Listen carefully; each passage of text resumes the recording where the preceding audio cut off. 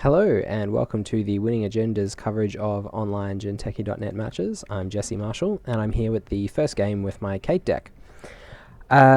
This hand is reasonably good. We've got good luck to our opponent. Got a lot of burst economy early, which is what we want, self-modifying code and a corroder, all of which will allow us to attack Engineering the Future reasonably effectively, assuming this is a Food Coats variant.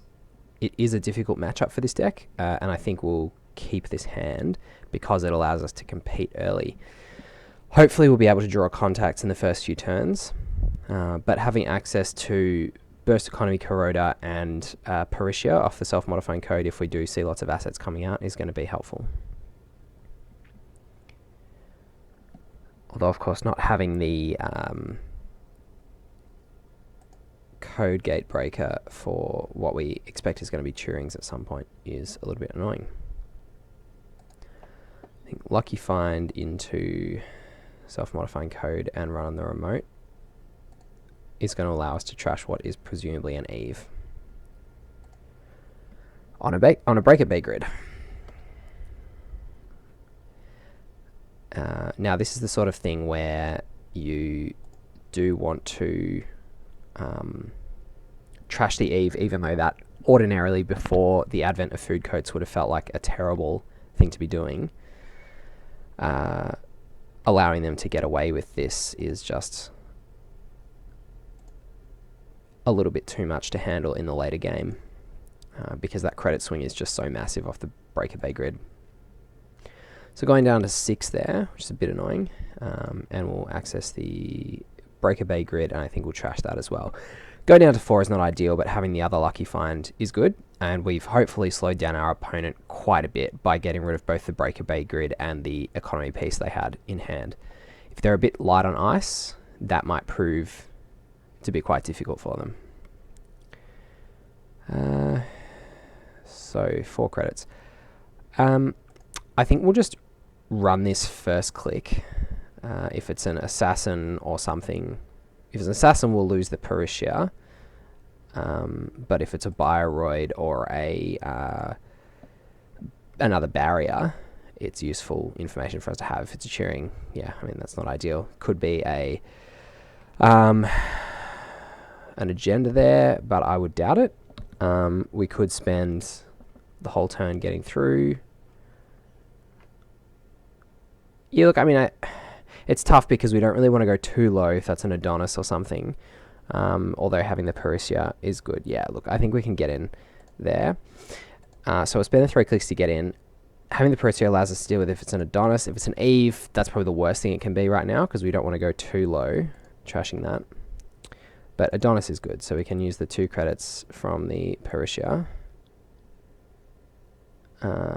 And pay 3 to trash it. Count of 3. Peritia is a bit glitched there, but that's alright, because we're not going to be using the credit for anything else this turn. But we did get our 2 because we went up from 4 to 6. So battling the Food Coats economy assets early, good to be able to do. Running first click allowed us to click through the Turing. I mean, obviously we could have been more aggressive and gone for a Maker's Eye there, but I think preventing the Food Coats deck from getting set up is exactly where we want to be.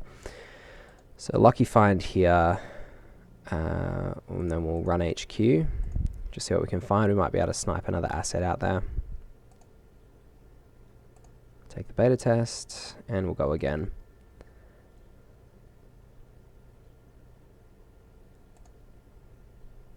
Turing, good to know. So that was a good turn. Sniping the agendas out of hand is always nice, because it means not only are we a couple of points along the way to winning, but it means that our later impactful runs on R&D, where we're trying to see, 4-6 cards if we can, are more likely to yield us game-winning agendas than if we're needing to make up the whole 7 points off those sorts of runs. This could be an agenda bluff, putting it out behind the Turing. I think it's at the point now where it's too hard for us to check all of that. We've got enough credits to challenge any sorts of traces, so I think running this R&D first, just to force the res, is going to be good. Architect, unfortunate. But again, first click means that it's going to be harder for our opponent to just naked install an agenda, but then again, they've got the Turing, so that possibly could be an agenda going down on top of that. Architect, not a great thing to hit there. Probably could have been a little bit more wary of that, but that's okay. These things happen. All right, so it's a couple of upgrades we've got. Looks like what did we get? Something off R&D, and then the Eve campaign from Archives. So it could have been a Breaker Bay and an Eve campaign. Okay, so we see hedge fund. Anyway, I mean, it's good to know about that architect. Let's go on HQ here. I mean, if we've been aggressive, we've forced the early reses and got as much information as we can. I think it's worth continuing to do that. So we can't use the Perusia credits for Ash because it's an upgrade, but I think it's better for us to trash the Ash now than to worry about trying to trash it from in the remote. So 2 clicks left. We'll draw and draw. Just got to try and find a contacts or something else that's going to allow us to continue our development into the mid game. So taking stock, I think that the architect hit was quite unfortunate because we'd gone to great lengths and taken a lot of tempo hits to deny the economy early, and having that Eve and the Breaker Bay grid go back in there for no clicks for our opponent, plus gaining a credit, is not ideal. However, it is now 3 or 4 turns later than it otherwise would have been. So we've at least bought ourselves some time as well and got some information and 2 points. So this is looking okay, but I would like to have a little bit more on the board, and I would like to see a contacts reasonably soon. Draw a couple. My technical writer is going to be handy, so I think we can just afford to do that for the rest of our turn. Getting out the corroder, getting out our icebreakers is useful, as well as charging the technical writer. So technical writer, a new card in Data and Destiny, and it scales pretty well over the course of a game, particularly when it comes down onto a reasonably empty board like it did in this game. So we've got the Gordian now, which is good for the Turing, but not perfect. I mean, it still costs quite a bit, 4 credits to get through a Turing with Gordian, so we want to be developing our rig a little bit more before we're thinking about using that.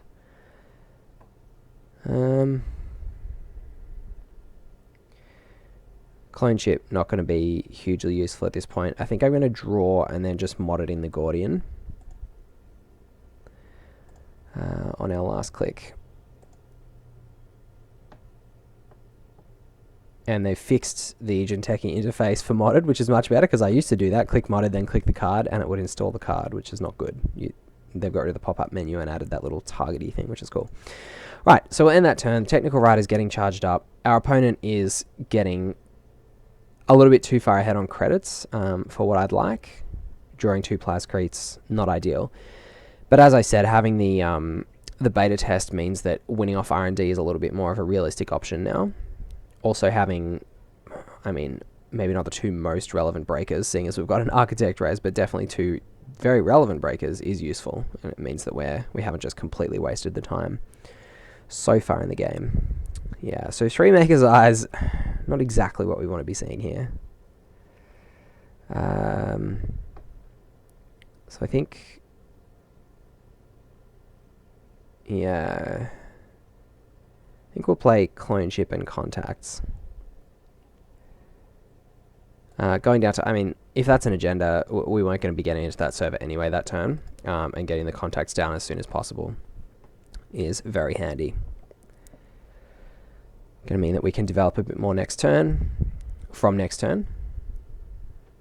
We're not seeing the sort of team sponsorship chain here, which means that we're not under as much imminent pressure. We can afford to give away a score of something. There's also no protection on archives, so if it's a beta test, unlikely that we're going to see it run, particularly with no Jackson in play. Alright, there's the Jackson. So now we have to be a little bit more wary of beta tests, because with a lucky beta test that hits some big ice, we could get put pretty much out of the game. The good thing for us is that the rig's developing in such a way that we can threaten R&D and remotes, so our opponent can't just sort of stock everything up on the one server, if you like. So contacts here, Lady, not a great draw. I mean, those Plascrates are completely dead, so we're really only on 4 cards in hand here, so we can afford to draw a little bit more. So I'm going to draw one more here and then play the Clone Chip. I mean, Clone Chip, not a card that we're really wanting in play right now, but you do want them in play at some point for things like Deus Ex, various other things. And it will also allow us to get the self-modifying code back as well. So the first one will get a self-modifying code if we can't manage to draw into another one. And the second one will be able to recur whatever piece we need as well. So contacts one more time, play out the Clone Chip, and then discard the Plascrates. So we're setting up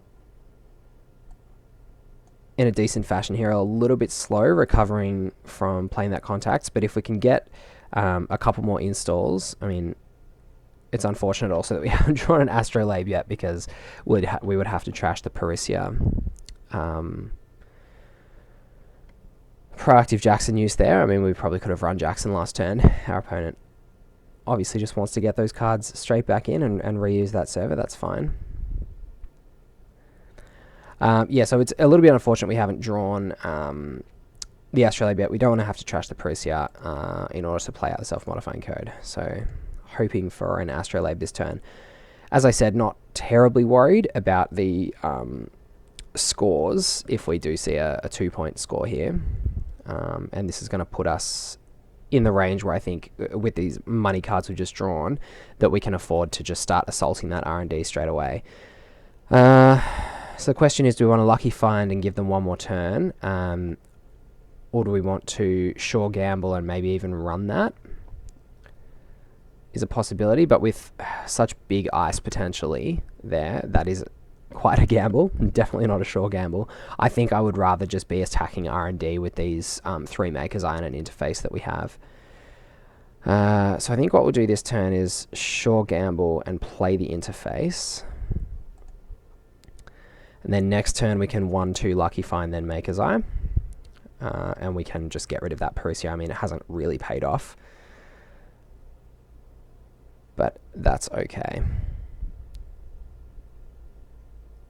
Sometimes you got to do what you got to do.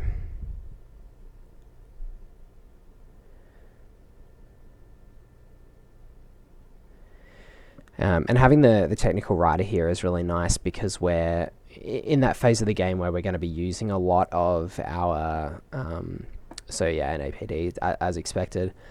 Not something that we were realistically going to be scoring after breaking through whatever ice was there. Our opponent's on 28 credits, so they could be quite huge. So we'll use the Clone Chip now on the code, trashing the Parisia. And that puts our technical writer up again. And then once we use the code, that's again going to improve the technical writer. So we'll start our turn 1-2 Lucky Find. Cracking the code for a Mimic. And then Maker's Eye. Don't know. I mean, we could crack the technical writer here because it's going to cost us 4 credits to get through the Architect, but I mean, going down to 0 is not really a problem when we can gain 7 off 1 click anyway. If we had to score an NAPD. I mean, obviously, if we see 2 NAPDs here, we'll be ruining the fact we didn't use the technical writer first. But the upside of not using it now is that we can still continue to use it on later turns to accumulate more credits.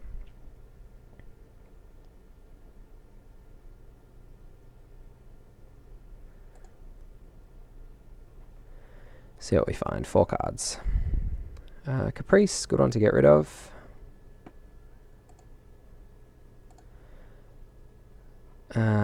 Hopefully we don't see an NAPD now. Ooh, no, Itchy. So I've got an Itchy on top, good to know.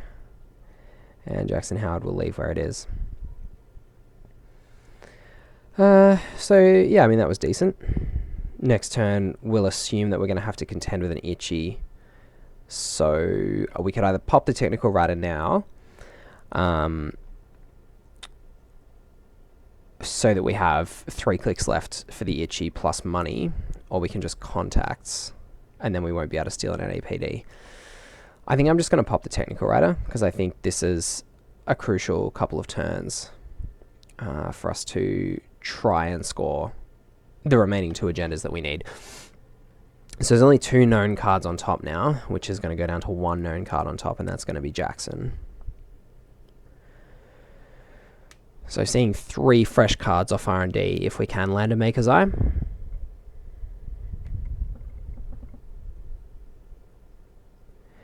Quite an old school looking rig we've got going on here now that Technical Writer's gone. Gordian Blade, Mimic, and Corroder. 3 cards from the core set.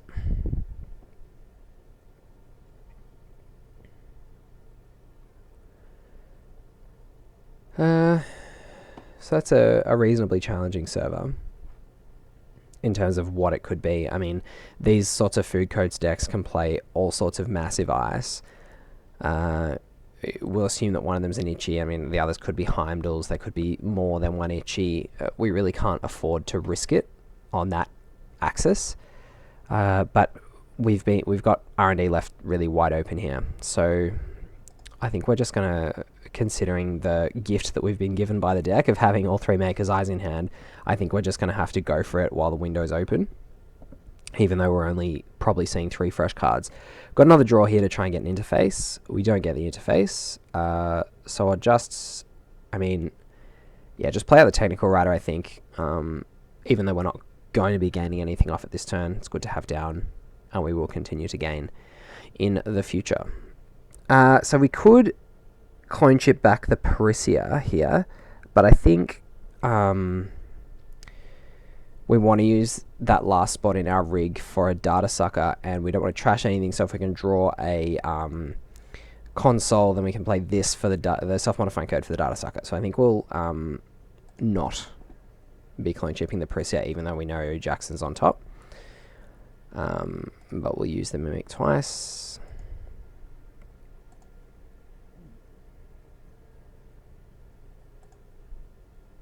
See the Jackson, no.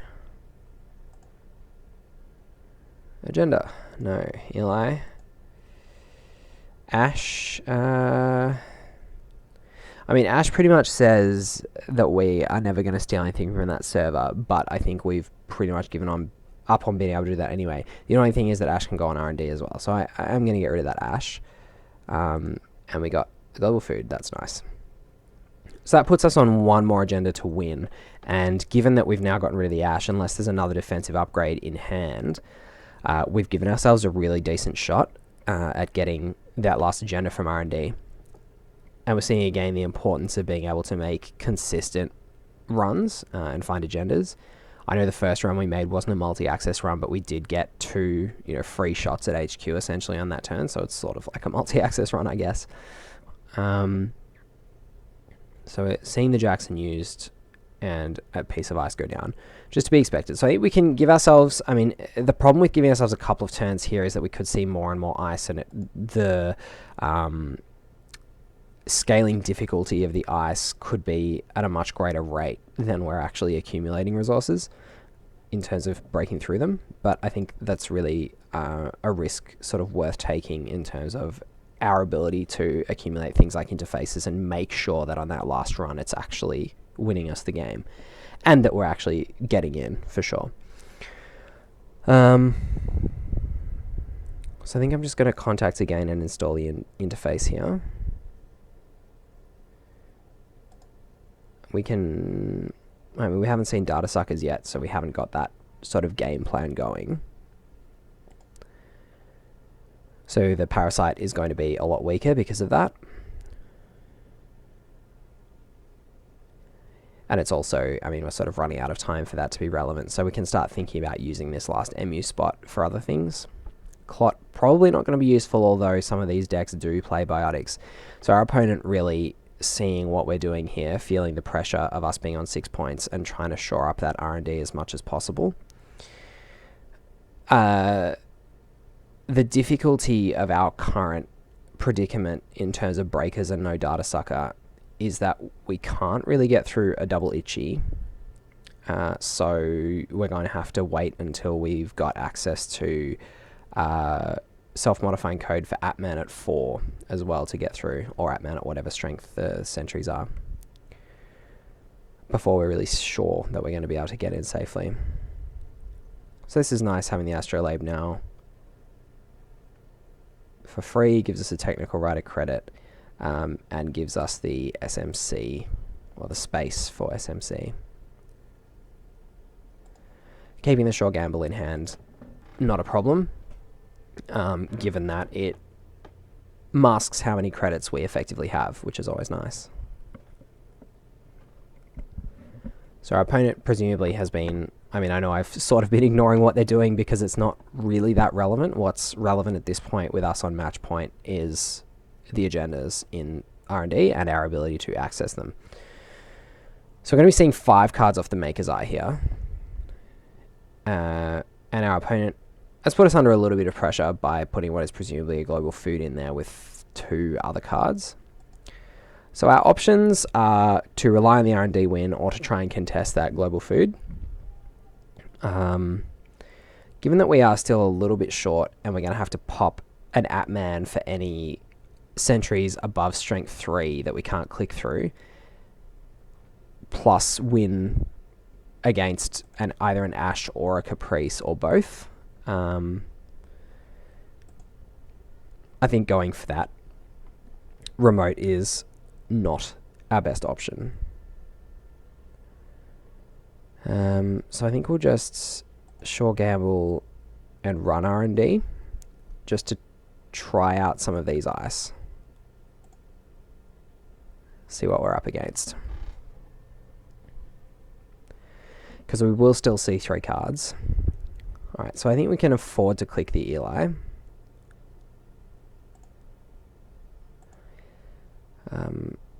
2 clicks probably not worth 4 credits to us, although it is always close.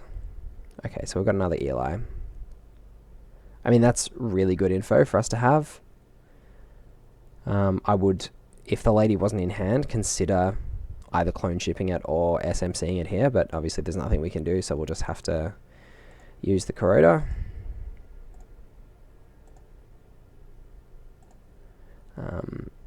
And then the next couple of turns, I mean, if we can manage to draw another modded, we can play out the lady for free, which would be nice. Get into R&D really cheaply.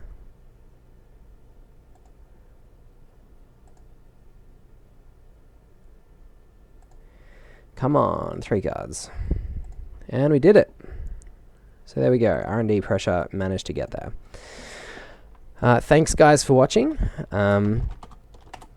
That's a sort of toolbox Kate deck fighting against food coats. I hope you enjoyed the video. Although we did faceplant headfirst into an architect early on, I think having the information about what ice is on R&D is so important for keeping up that consistent pressure that it was a hit that we were sort of willing to take, especially given that we had 3 Maker's Eyes in hand and that was always going to be our best avenue of attack for this game. So yeah, thanks everyone for watching. Hope you enjoyed, and if you want to support The Winning Agenda, you can do so at patreon.com/thewinning-agenda, or you can check us out every Monday on our podcast that's available on iTunes. Thanks everyone. See you around.